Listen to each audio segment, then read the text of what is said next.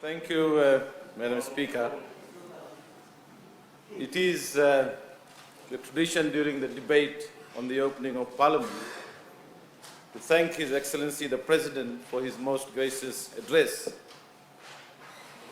But I must say that this time it is difficult to say it.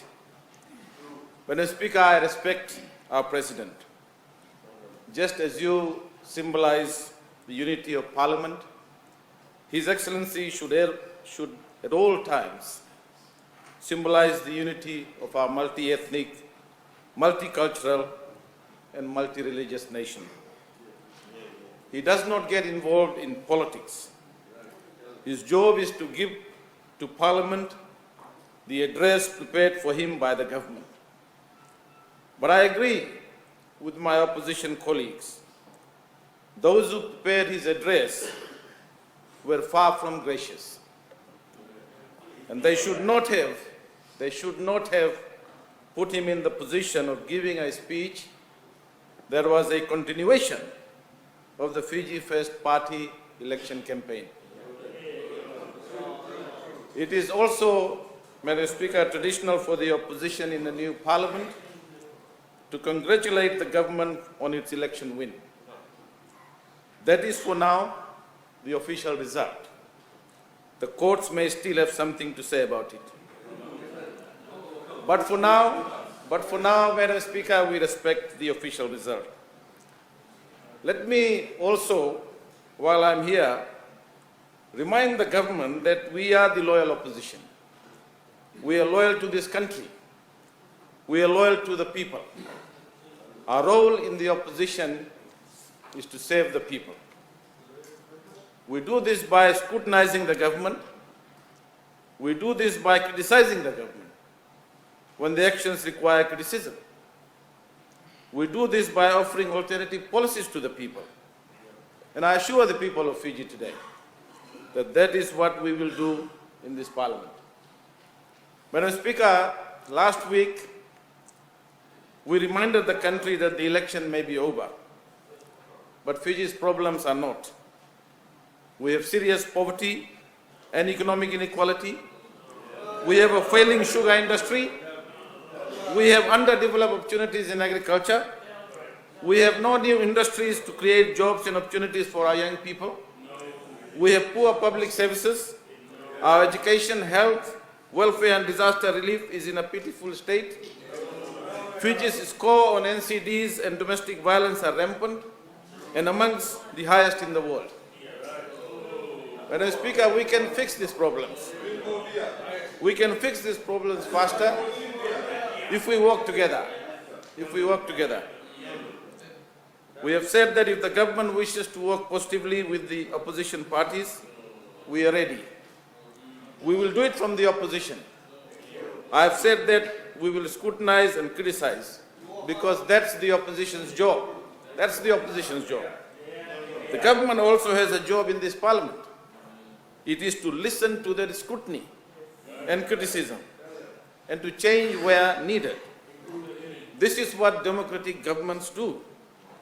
Madam Speaker, only one party in this Parliament, only one party coming into this Parliament has fewer seats than before. And that's the Fiji First Party. The people of Fiji have sent, the people of Fiji, I'll let them finish, Madam Speaker. I'll let them finish.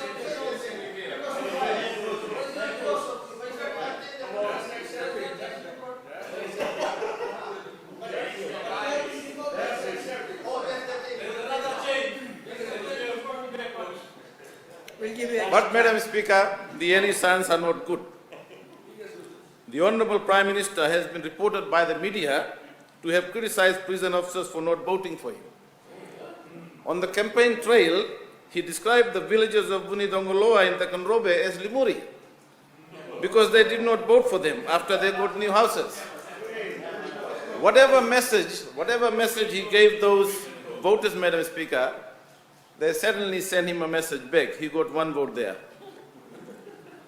Madam Speaker, the Prime Minister needs to be reminded that the election is over. As long as he has the PM's job, he must save everybody, whether they voted for him or not. That is what the taxpayers of Fiji are paying for him. They are not paying for him to complain about who did not vote for him. The Prime Minister talks about the politics of fear. The Prime Minister talks about the politics of fear. Yet, Madam Speaker, it was his right-hand man who sits next to him, who told an audience in Hindi that voting for the opposition was like putting a dagger to your neck.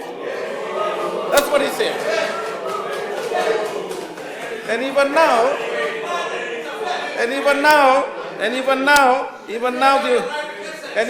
the Honorable Bala speaks in this house.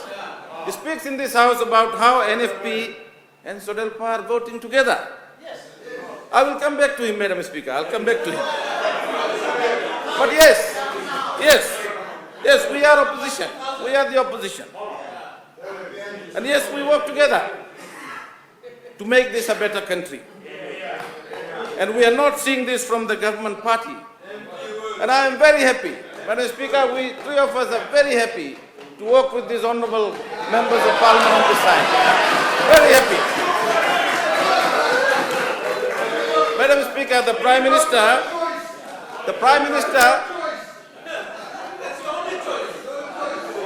I'll let them yell, Madam Speaker, I'll let them yell. Madam Speaker, the Prime Minister and his party spent the whole election campaign demonizing SODELPA and attacking the National Federation Party. Perhaps, Madam Speaker, this is what won them the election. But this does not make Fiji a better place. It leaves us more divided. It leaves us more divided. And Madam Speaker, it is now continuing the same vitriol and venom in this honourable house. The government MPs have spent this debate attacking the opposition side, demonizing the SODELPA side and the new leader of the opposition. And I'm now asking them, Madam Speaker, respectfully, to stop this. Stop this nonsense. Stop this nonsense. The election campaign, Madam Speaker, has left Fiji bitterly divided, including on ethnic lines. Do not reinforce this division in this place, Madam Speaker. I want to say to them, Madam Speaker, you are the government. You have won the election. Be gracious. Be generous. Talk about the future. The people want to hear about the future. They do not want to hear your personal grievances about the 87 coup. They do not want to hear about Mr. Rambuka and the SBT government. The 1987 coup is history, just as your leader's 2006 coup is going to be history or has become history. Just as all the violence and lawlessness of 2006 is history. So talk instead about how you will build national unity and make Fiji a better place. Let's talk about national unity. Madam Speaker, one of the government's favorite themes is security and stability. But security and stability do not come from the armed forces. Security and stability, Madam Speaker, do not come from passing laws in this house. Security and stability do not come when the people of Fiji are not united. They come when the people of Fiji are united. The government's performance in this debate is promoting division, not unity, Madam Speaker. So I say again, Madam Speaker, stop demonizing the opposition side. Look for ways to work together. This is what the people expect from us. Look what happened on Monday, Madam Speaker. There we witnessed the government side doing what is best. Bullying, threatening, bulldozing its way to approval of the standing orders. We've asked the government to revisit the standing orders. This is so Parliament can be more effective. We want Parliament to perform its role properly. We want stronger select committees. We want Parliament to hear and debate the people's petition. That's my right. We want the Public Accounts Committee to be chaired by the opposition. This has been the rule in every Parliament until the government changed the standing orders. As usual, Madam Speaker, nothing from the government side. As usual, they have just said the opposition was lying, Madam Speaker. That is the thing, that is the only thing that the Fiji First Party can say. They never say what we are lying about. They never say, they never offer their version of the truth. They just say that the opposition is lying. Madam Speaker, on Monday, Honorable Minister Bala, let me come to you, made remarks in this House which are typical of the way the government has behaved in this debate. Tuesday. He asked me if NFP had entered into a coalition arrangement with SODELPA at midnight on election night. The answer is we did not. But why? Why ask such a silly question? Then he accused SODELPA of being greedy for wanting the return of the 1997 Constitution. He has joined the Fiji First Party chorus against that Constitution. They have attacked that Constitution. Fiji First has attacked the Great Council of Chiefs and its role in that Constitution. But Madam Speaker, let me remind the Honorable Bala of a little bit of his own personal history. Madam Speaker, the Honorable Bala is a former mayor of Ba. He got there on NFP votes, but that is another story. And at the time of New Millennium in 1999, our far-sighted mayor, let us call him a millennium mayor, invited a chief guest to the unveiling of a special millennium plaque. This is what the plaque said, Madam Speaker. This plaque was unveiled by Major General Sitiveni Lingamanda Rambuka, honors listed, Chairman of Great Council of Chiefs and former Prime Minister of Fiji, to commemorate the new millennium on 31st December 1999. The foundation of this symbolic millennium structure was laid by His Worship the Mayor of Ba, Councillor Praveen Bala, on 8 December 1999. Our millennium mayor, Madam Speaker, our millennium mayor. On 6th October, if that was not enough, on 6th October 2006, our millennium mayor was chief guest at the Fiji Day celebration held in Ba. And what did he say about the 1997 Constitution and the multi-party government of the day? This is what he said. Madam Speaker, and I quote, "For the last 5 months, a multi-party cabinet representing all races of Fiji has been governing the country. This concept of government must not be allowed to fail. It allows us to embrace our shared future." But that is not all our millennium mayor said, Madam Speaker. He went on. Unfortunately, irresponsible elements who now see their personal and political ambitions derailed by the multi-party government are hell-bent on destroying this concept that is the way forward for this country. Such elements, he said this, such elements must not be allowed to succeed. They must be told in no uncertain terms that they are living in the past. If they cannot gauge the mood of the nation, they must eat the humble pie. Otherwise, they can continue their destructive and divisive attitude. Order. These interjections are getting disruptive and we can't hear the speaker. Please be responsible with your interjections. You may continue. Madam.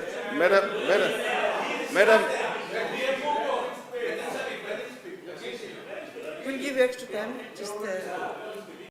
Hangs on to power by its fingernails.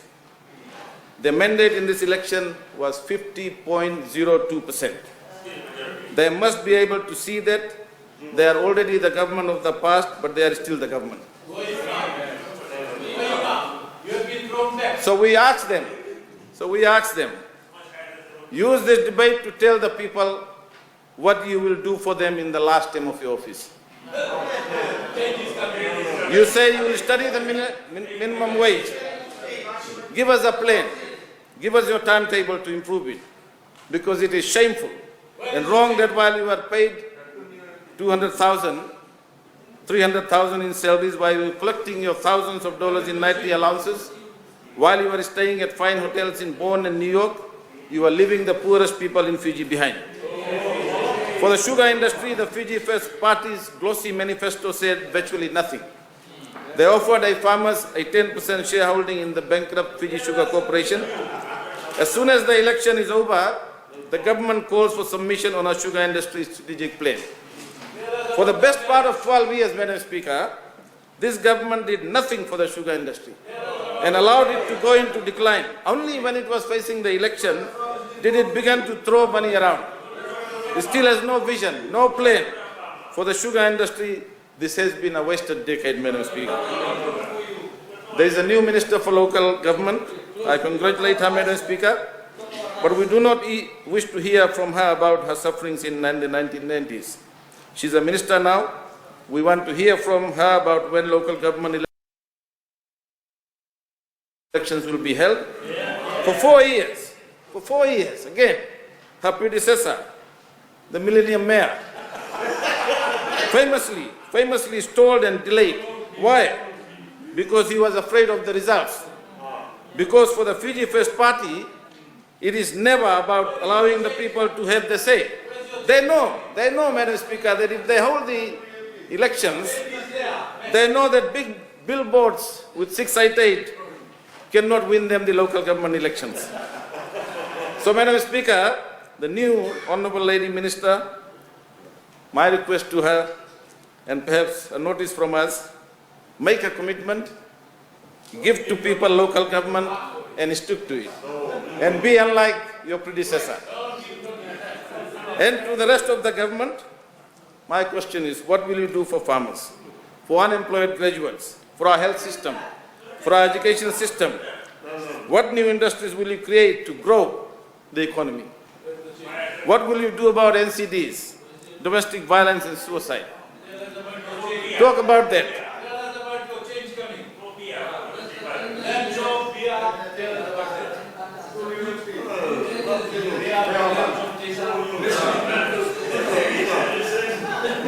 Madam Speaker, I can understand the frustration from the Millennium Mayor.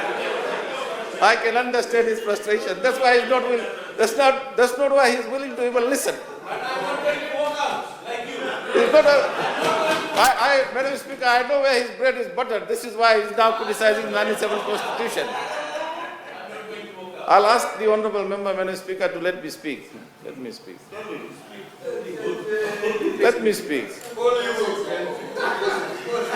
Let me speak. Let me speak. And finally, Madam Speaker, some advice to the government. We know that you do not take advice very well. But you must try. You must try. You must try.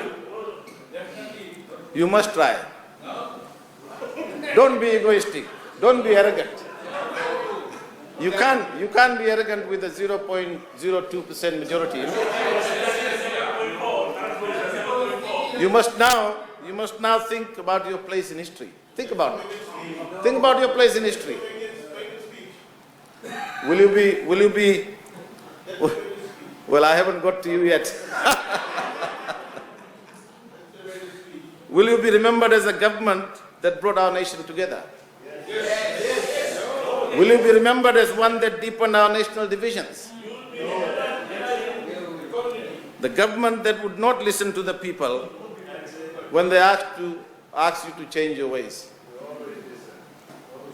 Madam Speaker, if the Fiji First Party, we may not be there, but it's coming. It's coming. It's coming. Madam Speaker, if the Fiji First Party wants to continue on the road to its own self-destruction, we on the opposition side will be happy to see you go. But as the government, it has a responsibility to work positively for the country, to build national unity, and to show respect to the opposition as the alternative government. So once again, my plea to them, stop the vitriolic attacks and venom.